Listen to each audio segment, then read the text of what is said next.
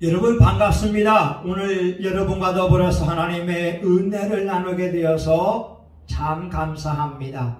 여러분들은 삶의 우선순위가 하나님이 되는 존귀한 분들입니다. 여러분들은 삶의 수많은 유혹을 물리치고 오늘 하나님 말씀에 귀를 기울이고 있습니다. 여러분은 삶의 시간 속에서 시간의 주인이 하나님인 것을 고백하는 자들입니다. 오늘 여러분들이 주신 하나님의 선물이 요한 3서 1장 2절입니다. 사랑하는 자여 내 영혼이 잘된 같이 내가 범사에 잘되고 강건하기를 내가 간구하노라. 오늘 우리 함께 예배드리는 저와 여러분에게 하나님의 복과 은총이 함께하기를 예수님의 이름으로 축원합니다.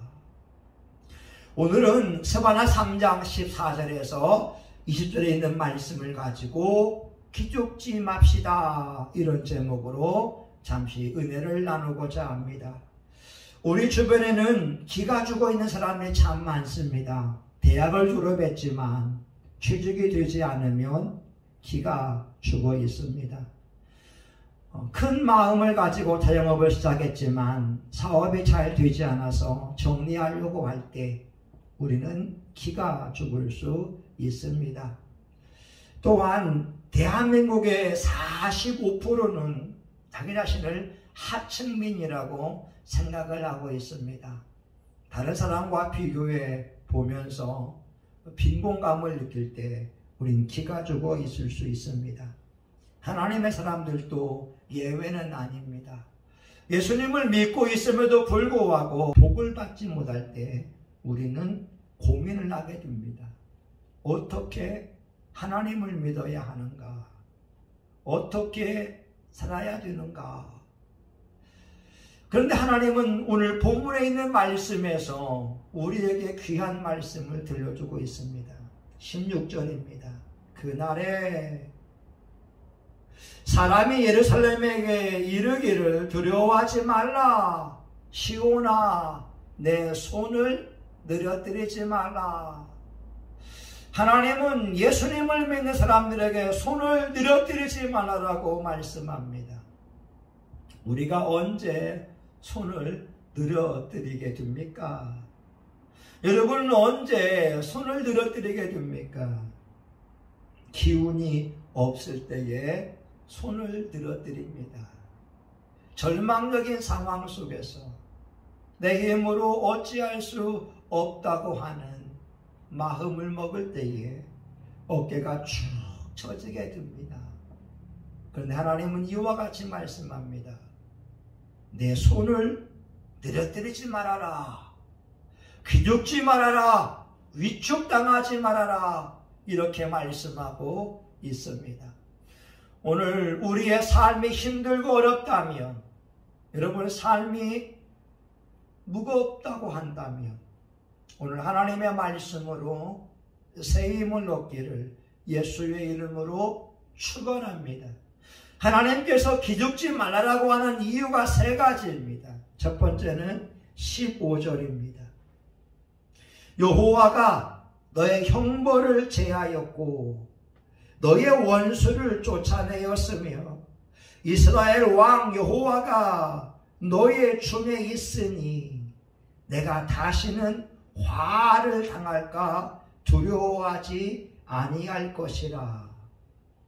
하나님께서 이스라엘의 형벌을 제하였더라고 말씀합니다.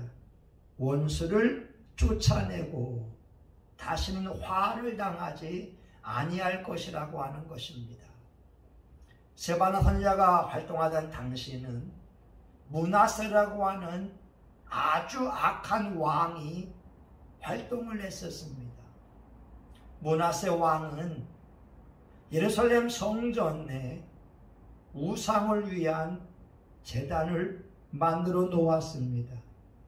하나님의 종 이사야 선지자를 톱으로 켜서 죽인 사람이었습니다. 그는 바알과 아세라신 등 여러 잡신을 섬겼습니다. 겉으로는 하나님을 섬긴다고 하지만 종교 혼합주의, 종교다원주의의 모습을 보였습니다. 영적으로 완전히 타락되었기에 예루살렘 사회는 도덕적으로 부패해지고 매춘 행위가 행해졌습니다. 외국의 침략을 많이 받게 되었습니다. 므낫세가 죽었습니다. 그의 아들 아몬 왕이 되었습니다. 그런데 아몬 왕도 즉위한 지 2년 만에 암살을 당했습니다. 그리고 그의 아들 요시야가 8살 어린 나이에 왕위에 올랐습니다. 그가 종교개혁을 일으키며 하나님을 섬겨왔지만 스바냐 선지자는 이스라엘이 갈대아 사람들에 의하여 멸망당할 것이고 하나님의 심판을 받을 것을 말씀해 오고 있었습니다. 그래서 이스라엘 사람들은 하루하루 살아가는 것이 기쁘고 즐거운 것이 아니라 절망적인 상황 속에서 살 수밖에 없었습니다. 그런데 하나님은 다시 한번 스바냐 통하여 말씀하기를 너의 형벌을 제하였고 너의 원수를 쫓아내었다고 말씀합니다. 하나님이 이스라엘을 징계하셨습니다. 하나님이 매를 드셨습니다. 그런데 그 매 가운데에는 하나님의 뜨거운 사랑이 담겨져 있었습니다. 하나님은 긍휼을 베푸는 분이 되고 있습니다. 하나님은 이스라엘 사람들을 사랑합니다. 마치 어머니가 자궁 속에서 그의 아이를 10개월 동안 보호하는 것처럼 이스라엘 사람들 일거수 일투족을 지켜보고 있었습니다. 하나님이 이스라엘 사람을 사랑하지만 그들의 죄악을 사랑한 것은 아니었습니다. 오늘날 신앙인들도 하나님 무척이나 사랑하십니다. 그들의 긍휼의 마음을 가지고 계십니다. 그러나 죄악은 사랑하지 않습니다. 많은 사람들이 의욕을 상실할 때에는 죄를 지을 때입니다. 기가 죽는 이유는 죄 때문에 그렇습니다. 왜냐하면 하나님은 거룩한 분이시고 죄가 없기 때문에 그렇습니다. 우리가 죄를 지으면 그 죄가 우리에게 찾아온다라고 성경은 말씀합니다. 우리에게 있는 그 죄악들이 우리에게 자연적으로 붙는다고 하는 겁니다. 여러분, 철가루가 있지 않습니까? 자석을 대게 되면 그 자석에 철가루가 달라붙는 것처럼 우리 한 사람이 서 있으면 우리 옆에 그 죄악들이 찾아와서 달라붙는다고 하는 거죠. 다닥다닥 붙어있는 그 죄악들, 이것을 바라볼 때에 우리는 하나님 앞에 부끄러울 수밖에 없고 기가 죽을 수밖에 없습니다. 그런데 오늘 성경은 분명히 말씀합니다. 여호와가 너의 형벌을 제했다. 예수님께서 우리의 죄악을 짊어지고 십자가의 길을 가셨습니다. 예수님의 오른손이 못 박히고 왼손이 못 박힐 때에 우리의 손으로 지은 모든 죄가 용서함을 받게 되었습니다. 예수님의 머리에 가시관이 씌워질 때 우리의 생각으로 지은 죄가 사함받기 시작했습니다. 예수님의 발이 못 박힐 때에 우리가 발로 지었던 모든 죄악이 용서함 받게 되었습니다. 사랑하지 말아야 될 사람을 사랑한 죄, 가지 말아야 될 곳에 갔던 우리의 죄악 때문에 예수님이 십자가에 못 박혀 죽으신 것이었습니다. 그런데 누구든지 예수님을 나의 구주로 영접하고 죄를 고백하게 되면 더 이상 그 죄는 우리에게 효력을 발휘할 수가 없습니다. 예수의 피로 죄사함 받고 예수의 피로 정결함을 얻고 예수의 피로 하나님의 의로운 자라고 인정을 받게 되었습니다. 로마서 4장 6절과 7절에 말씀합니다. 그 불법을 사하심을 받고 그 죄를 가리우심을 받는 자는 복이 있고 주께서 그 죄를 인정치 아니하실 사람은 복이 있도다. 요즘도 우리는 죄를 지을 수 있습니다. 미래에도 죄를 지을 것입니다. 그런데 한 가지 분명한 사실은 예수 그리스도 앞에 나와 회개하며 예수님은 언제나 그 죄를 용서해 주겠노라고 약속하고 있습니다. 이런 노래가 있잖아요. 예수 앞에 나와서 은총을 받으며 마음의 기쁨 넘치려 감사하리라. 예수 앞에 설 때에 흰옷을 입으며 밝고 빛난 내 집에 길이 살리라.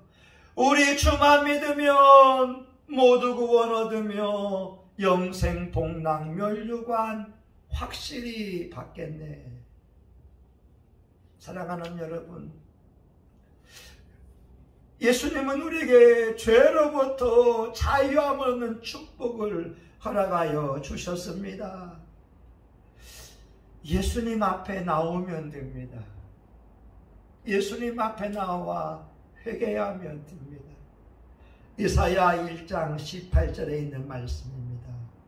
오라 우리가 서로 변론하자.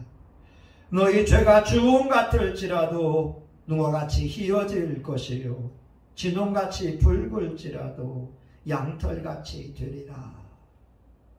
예수 앞에 나와 회개하면 마귀는 더 이상 우리를 참소할 수가 없습니다. 하나님의 긍휼이, 하나님의 용서가 저와 여러분에게 있기 때문입니다. 두 번째, 우리가 기죽지 않고 당당할 수 있는 이유는 하나님이 우리와 함께 하시기 때문에 그렇습니다. 오늘 본문 17절에 보게 되면 너희 하나님 여호와가 너희 가운데 계시니 그는 구원을 베푸실 전능자시라. 너희 하나님 여호와가 너희 가운데 계시니 그는 구원을 베푸실 전능자시라. 하나님이 우리와 함께하기 때문에 그렇습니다. 여러분은 혼자가 아닙니다. 여러분은 고아가 아닙니다. 여러분은 길 잃은 자가 아닙니다. 하나님이 여러분과 함께하고 있습니다. 여러분이 처한 환경이 힘들고 어려워도 하나님은 함께하고 있습니다. 2012년 1월 3일 국민일보에 이런 기사가 났었거든요. 노숙인 저축왕 탄생이요. 서울시 생활센터에서 기거하고 있던 노숙인들, 그들 70명이 올해의 저축상을 받았습니다. 이들이 2011년 4월부터 11월까지 8개월 동안 70명이 4억 6천만 원을 벌었습니다. 그리고 그 중에서 2억 6천만 원을 저축했다고 합니다. 상위 7명은 수입의 90%를 저축을 했습니다. 저축으로 선발된 사람들 가운데는 필리핀에서 이주했던 여인도 있었고, 또한 사업 실패로 자살을 기도했던 가장도 있었습니다. 부도날 때 진빚을 기어이 갚아낸 사람도 있었고, 집수리와 도배를 하면서 1,500만 원을 저축한 사람도 있었습니다. 이들 모두가 노숙인의 삶을 살고 있었지만 70명이 4억 6천만 원을 벌었다고 하는 것입니다. 하늘은 스스로 돕는 자를 돕는다고 합니다.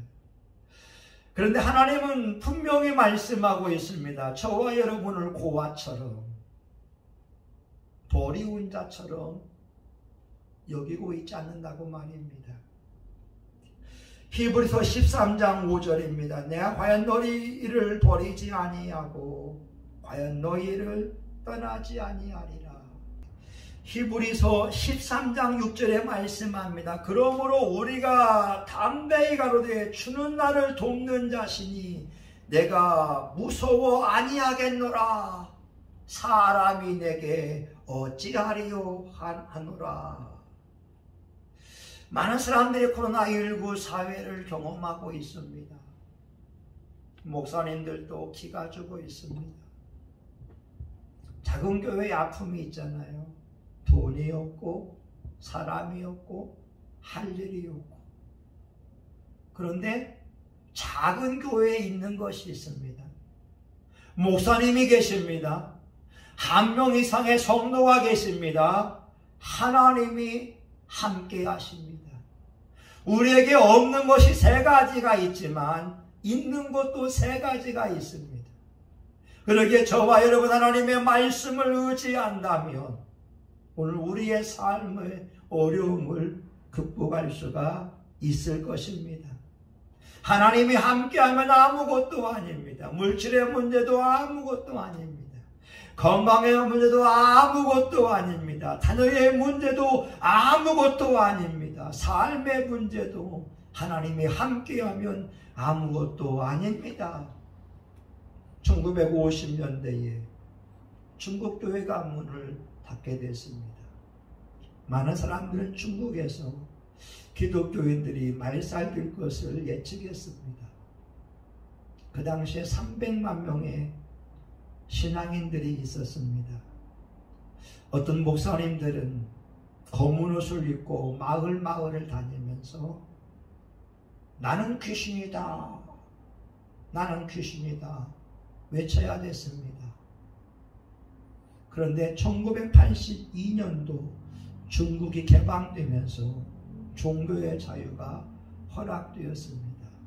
그때에 예수님을 믿고 있는 성도들이 6천만 명으로 드러난 것이었습니다.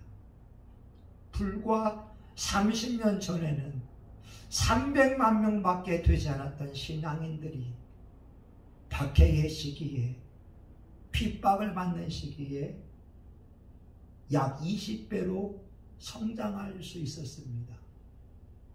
어떻게 해요? 하나님께서 핍박을 받는 중국교회와 함께하고 있었기 때문입니다. 하나님께서 중국교회를 생명사계로 감싸고 있었기 때문에 그렇습니다. 로마서 8장 28절에 하나님을 사랑하는 자, 곧 그 뜻대로 부르심을 입은 자들에게는 모든 것이 합력하여 선을 이루느니라. 하나님은 빛과 어둠을 놓으시고 우리를 만들어 가십니다. 하나님은 평안과 환난을 놓으시고 우리를 만들어 가십니다. 그러기에 저와 여러분 인생의 빛의 삶을 살고 있고 평안의 삶을 살고 있으면 하나님의 축복의 시기를 보내고 있는 겁니다. 그러나 어두움을 경험하고 있고 환난을 경험하고 있으면 우린 또 다른 하나님 사랑을 경험하고 있는 것입니다. 그 모든 것이 합력하여 선을 이루게 하신다고 하나님은 말씀하고 있습니다.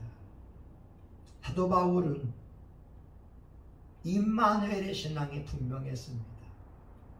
고린도후서 1장 11절입니다. 그가 이같이 큰 사망에서 우리를 건지셨고 또 건지실 것이며 이후에도 건지시기를 그에게 바라노라. 과거에 바울을 도와주셨던 하나님이 현재에도 도와줄 것이며 미래에도 도와줄 것을 고백하고 있습니다. 큰 사망에서 우리를 건지셨고 또 건지실 것이며 이후에도 건지시기를 그에게 바라노라. 오늘날 신앙인들이 기죽지 않고 당당했으면 좋겠습니다. 만왕의 왕 되신 하나님이 저와 여러분과 함께하기 때문에 그렇습니다. 인생이 힘들면 하나님 앞에 나와 울면 되지요. 물질에 문제가 있으면 하나님 앞에 나와 기도하면 되지요. 삶이 힘들고 고통스럽거든 하나님 앞에 나와 처절하게 신음하며 기도하면 되지요.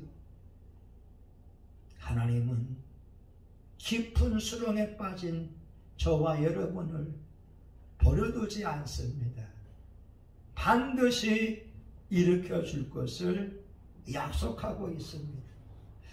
우리가 기죽지 말아야 될 세 번째 이유는 하나님이 우리를 사랑하기 때문에 그렇습니다. 오늘 본문 17절에 보게 되면 그가 너로 인하여 기쁨을 이기지 못하여 하시며 너를 잠잠히 사랑하시며, 하나님이 우리를 사랑하고 있기 때문에 그렇습니다. 하나님의 그 사랑은 높음이나 낮음이나 천사들이나 어떠한 세력도 끊을 수가 없습니다. 하나님의 그 사랑, 아가페의 사랑이 있습니다. 이사야 49장 15절과 16절을 보게 되면 여인이 어찌 그 젖먹는 자식을 잊겠으며 자기 태어난 아들을 긍휼히 여기지 않겠느냐. 그들은 혹시 잊을지라도 나는 너를 잊지 아니할 것이라. 내가 너를 손바닥에 새겼고 너의 성벽이 항상 내 앞에 있나니. 하나님이 저와 여러분을 손바닥에 새겼다고 말씀하고 있지 않습니까? 어떤 사람은 통장을 보면서 흐뭇해야 합니다. 어떤 사람은 젊음을 떠올리면서 흐뭇해야 합니다. 든든한 직장을 생각하면서 흐뭇해야 합니다. 그러나 이런 것들은 우리를 언제나 행복하게 하지 않습니다. 하나님의 사랑, 변화하지 않은 하나님의 사랑을 떠올리면 우린 행복할 수 있습니다. 몇 년 전에 있던 이야기인데요. 언덕에 있는 트럭터가 굴러가면서 한 여인을 덮쳤습니다. 비명소리가 들려왔을 때에 한 젊은이가 뛰어갑니다. 그리고 300파운드가 넘는 트랙터를 들어 올렸습니다. 초인간적인 그러한 사랑의 힘으로 능력을 발휘할 수 있었습니다. 이것이 사랑의 힘이라고 하는 것이죠. 보통 사람의 힘으로는 300파운드의 트랙터를 전혀 들 수 없지만 사랑의 힘으로 300파운드를 들어 올렸습니다. 그런데 이거보다 더 큰 사랑이 하나님의 아가페의 사랑입니다. 너로 인하여 기쁨을 이기지 못하여 하시며 너를 잠잠히 사랑하시며 너로 인하여 즐거이 부르며 기뻐하시리라. 20절에 너희로 천하 만민 중에서 명성과 칭찬을 얻게 하리라. 하나님이 말씀하고 계십니다. 하나님이 자기 아들을 내어주셨거든요. 예수님께서 하늘의 영광된 자리를 버리고 인간의 모습을 입으셨거든요. 여러분이 개가 될 수 있겠습니까? 여러분이 고양이가 될 수 있겠습니까? 여러분이 지렁이를 구원하기 위해서 지렁이가 될 수 있겠습니까? 예수님은 저와 여러분을 구원하기 위하여 지렁이 같은 사람의 모습으로 이 땅에 오셨습니다. 많은 사람들은 기가 죽어 있습니다. 근데 하나님은 분명히 말씀합니다. 내 손을 늘어뜨리지 말아라. 하나님의 긍휼이 저와 여러분과 함께하고 있습니다. 하나님이 우리와 함께하고 있습니다. 하나님이 우리를 사랑하십니다. 하나님이 분명히 약속하십니다. 천하 만민 중에서 명성과 칭찬을 얻게 하리라. 여러분, 우리 이 말씀 붙들고 당당하기를 축복합니다. 이 말씀 붙들고 새 힘 얻기를 축복합니다. 로마서 15장 13절, 소망의 하나님이 모든 기쁨과 평강을 믿음 안에서 너희에게 충만케 하사 성령의 능력으로 소망이 넘치기를 원하노라. 오늘 하루 행복하게 당당하게 살 수 있기를 예수의 이름으로 축원합니다. 하나님 아버지 감사합니다. 오늘 새마냐 통하여서 우리를 사랑한다고 말씀하니 감사합니다. 예수님의 사랑이 우리 안에 넘치게 도와주시고 이 시대에 기죽지 않고 당당히 살아갈 수 있도록 은혜를 베풀어 주시옵소서. 예수님의 이름으로 기도합니다. 아멘.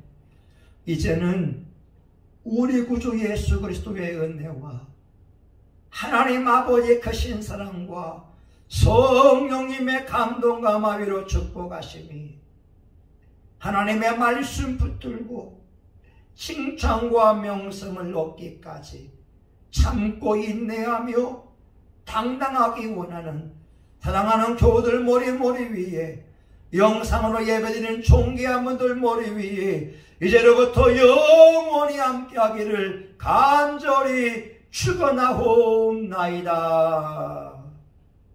아멘.